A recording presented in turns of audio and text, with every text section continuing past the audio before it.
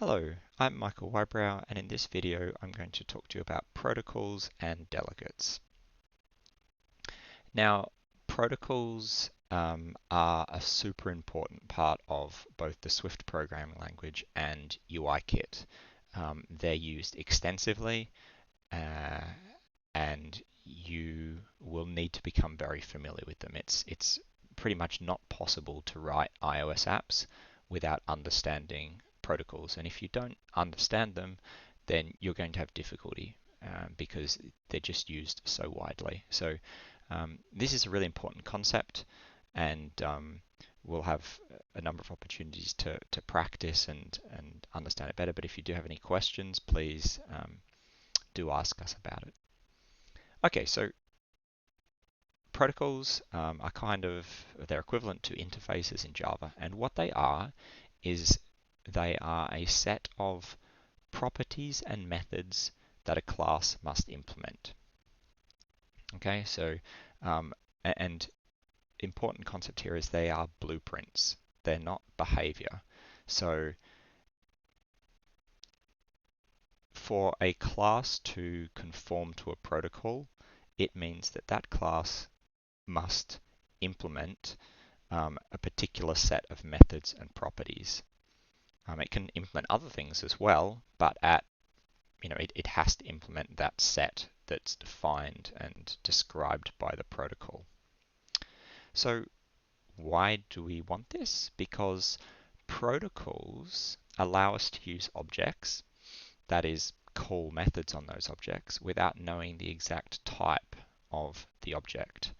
If we know an object implements a specific protocol, then we can invoke any of the protocol methods on that object.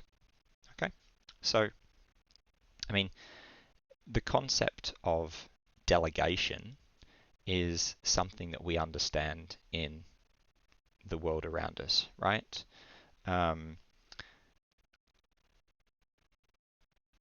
You might come to me with a question about this unit, and if I don't have time, I will delegate one of my other teaching staff to answer that question for you.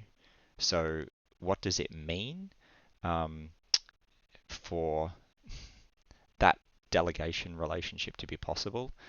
It means that any of the teaching staff in the unit need to implement a method where they get past a question and they respond with an answer, right? So I know that all of the teaching staff conform to the particular protocol, which might be answer student questions. And because of that, I can pass that off to any of them. And that's the basic concept of what we're talking about here. We're just saying that classes can conform to a particular protocol, and then they can be useful in the way that that protocol describes, independent of what else they do. All right, so let's look at a code example of this. What does a protocol in Swift look like? Basically, these couple of lines here. We have a protocol keyword. We specify the name of the protocol, and then inside that we specify a number of properties or methods. In this case, a method called addContact with a single parameter of type contact and with the label newContact. If we wanted then to declare a class that adopted this protocol, what would it look like? Well, here we have a class definition. The class is called ViewController. Its type is UIViewController. And then we have a comma and one or more protocol names here. And we have the addContact protocol. And because we've got addContact here, and we're saying that this class conforms to addContact, we must implement that addContact method, which is what this comment's saying here. If we don't, then the compiler is going to give us an error, and it's going to say the ViewController class doesn't conform to addContact, and it will say this method's missing, and it will offer to add that method for you. So protocols allow us to do delegation. And this is the pattern that you'll see all throughout UIKit. So it's a publisher-subscriber pattern. It's similar to listeners if you've worked with listeners in other programming language. And the basic idea is that classes interact in a predefined way, and they do so via delegation. So the protocol describes the delegation relationship, and then you could have any number of different classes that actually act as a delegate for something else. So the protocol describes the messages that can be sent and which the delegate class must or sometimes may implement. And to be a delegate, any particular class must just implement the delegate protocol. Secondly, for the delegation relationship to work, it must also be registered as the delegate. So in our previous slide, our delegate protocol was add contact, and the view controller is registered as the delegate as it implements the protocol. And we'll go through a concrete example of this in a second that will hopefully make it more clear. So here's an example of why we might want delegation. So networking components in iOS, they communicate with the internet, do things. They might download a file. Now this takes some time. We don't know how long it's going to take, so these methods typically don't return instantaneously. If we want to be notified of their progress, we typically do this via delegation. So we'll certainly look at networking and how to communicate and make calls to web services, and you'll see the use of delegation there in later weeks. So delegation for networking will specify a number of kind of progress methods. So there might be a method called download started, or data download data is received, or data download failed, or something like that. And you can implement these methods, and those methods will get called if you set your class up as the delegate of some networking call. Those methods will get called when those events happen. So delegation is really important when we want to send messages to view controllers or run codes when tasks finish at some later point. So here's a little more concrete example of what delegation might look like for a very simple app, and this is something that you'll get a chance to try as part of your lab exercise this week. So imagine we have two views. We have a simple movie application, and the first view is a list of movies. So there's a view controller and a corresponding view that show a list of movies, maybe initially empty. And then maybe there's a plus button up the top, and when we tap the plus button, we can add a new movie to the view controller. And we do that by maybe typing the name of the movie or searching for it or whatever, selecting it from some other list. So movie list shows details of saved movies, and the add movie view controller is responsible for us entering a new movie. So we've sort of described the behavior that we want to have happen. How do we get these two view controllers to communicate to each other? Obviously, we can, when a plus button is clicked, we can use a segue to transition to our add movie view controller. And then when we type the details in and click save, we want to not just transition back to the movie list, but let the movie list know that there's a new movie. So how do we do that? We can do it via a delegation relationship. We could specify a protocol called add movie protocol. And this protocol specifies a method, doesn't describe how that method is implemented, only that it exists. The method is called movie added, and the add movie view controller will call this on its delegate when a movie is added.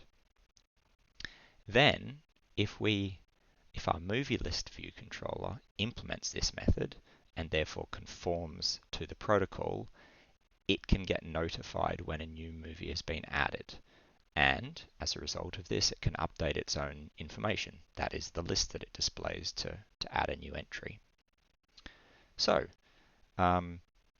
if our add movie view controller is going to call this method, we need a delegate property in our add movie view controller.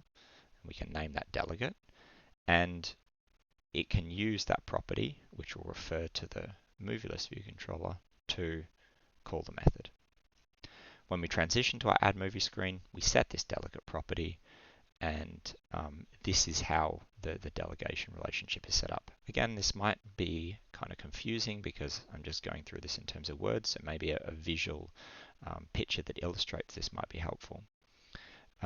We start out in the movie list view controller. When the user clicks on an add button, then we're going to do a couple of things. If we've got a navigation controller, we're going to create our add movie view controller.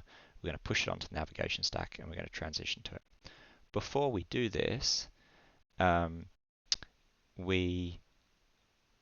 a property in this class. I called it delegate in the previous slide. I've called it add movie delegate here. Sorry, that's a bit inconsistent. But this has the type add movie protocol. Okay, so we don't know anything more about the class that this variable reference is, other than it conforms to this protocol.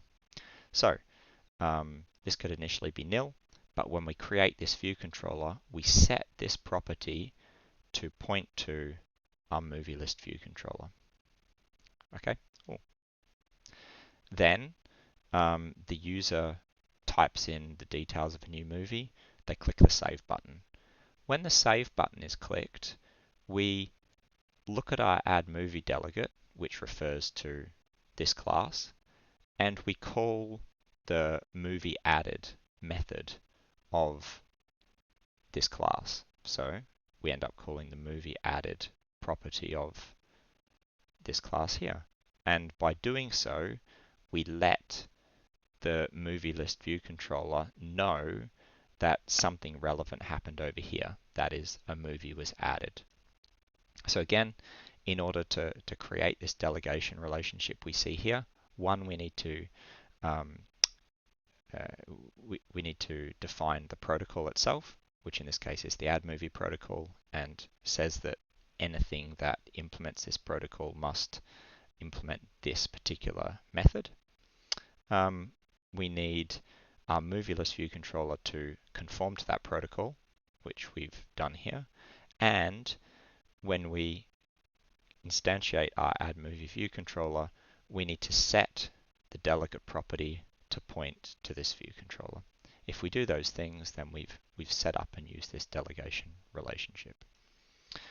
And that's really just what I've described here.